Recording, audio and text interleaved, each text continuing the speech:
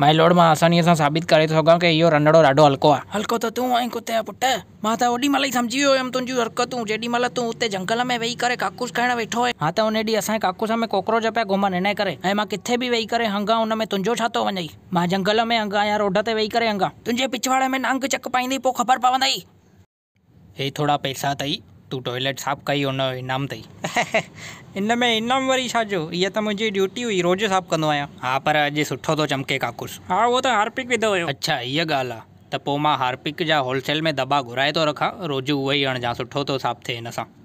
इन ई मां खे काकूस लॻो आहे, पर होलसेल में माण्हू पिया आहिनि रोड ते, वञा कीअं सम्झ में नथो अचे।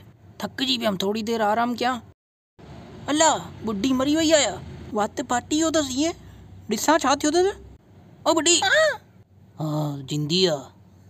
हिते जेल में ख़बर अथई सुठा काकूस बि कोन्हनि के सॼो ॾींहुं भरिजियल पिया हूंदा आहिनि, किनी बांस में रहणो पवंदो आहे सॼो ॾींहुं। चंडनि खे चवां थो साफ़ कराइजो काकूस, त चवनि था पाण ई वञी कर, असां न कंदासीं। त पोइ करे छॾ न, हिन में कहिड़ी वॾी ॻाल्हि आहे यार। छो मां हिन लाइ आहियां जेल में, एॾो ई शौंक़ु हुजई काकूस साफ़ करणो त तूं ई अचु न, तूं करे ॾे मूंखे कुते जा पुट। भई छा थो ॾिसी पियो ईअं टुकुर टुकुर, तोखे अंगड़ो अथई या पहिरीं।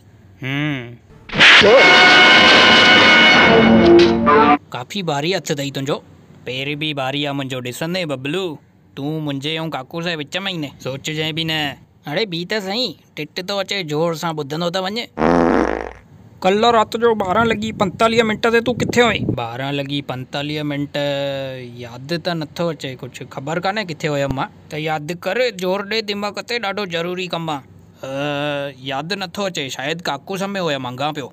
बड़वा राति जो मुने 1 बजे तूं काकूस में वेठो ऐं हंगी पियो।